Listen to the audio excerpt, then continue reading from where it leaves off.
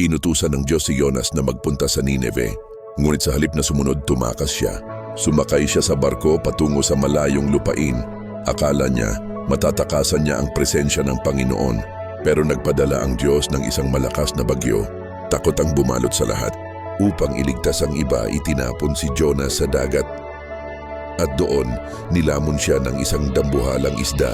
Sa loob ng tiyan ng isda, sa gitna ng kadiliman, nanalangin si Jonas ng buong pagsisisi. At dininig siya ng Diyos. Iniluwa siya pabalik sa dalampasigan. Sa huli, nagpunta si Jonas sa Nineve, nagsisi ang buong lungsod at naligtas sila. Pinatunayan ng Diyos na kahit anong layo ng iyong pagtakas, mas mabilis at mas malayo ang abot ng kanyang awa. Gaya ng sabi ni Jonas, "Sa aking paghihirap, tumawag ako sa Panginoon at sinagot niya ako." Huwag kalimutang mag-subscribe para sa iba pang kwentong tulad nito. Pagpalain ka at ang iyong pamilya.